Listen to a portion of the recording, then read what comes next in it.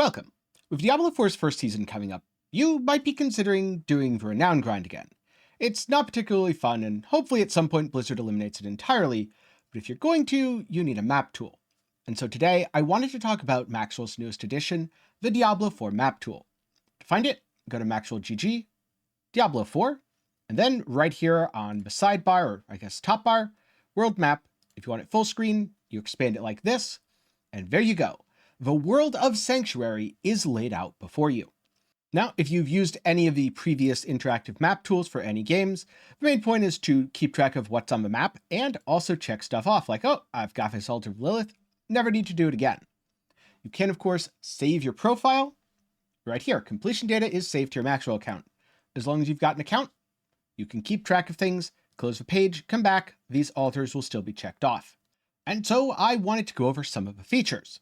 First up, you can show and hide everything. If you hide it, you've just got a nice map. Show everything, it's a mess. It's a complete mess. Don't show everything. But there's several things that you can show which might be commonly needed, like your waypoints. Got to check all these off. You get the main city ones, but everything else you'll have to find in a new season. Your strongholds, these are important. They're really good EXP, especially when you're leveling in a new season. Your side quests. This is the one thing that I really like about interactive maps in general, being able to keep track of side quests. Because the main Diablo 4 map doesn't really show them unless you zoom into a certain level, but at a glance I want to know, all right, how many quests do I have left in Kyrgyzstan?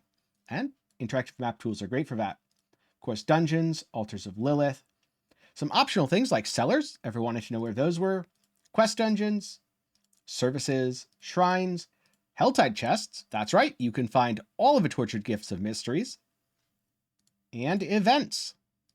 Because events, while not necessarily the most endgame content, are certainly useful, especially when you're leveling. With the new season coming up, all of these things feel especially helpful.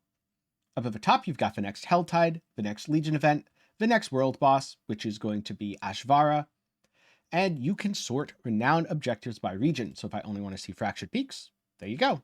The rest of the map's clean, and I can start checking off my altars of Lilith because I've already done them, and I don't need to do any of them again.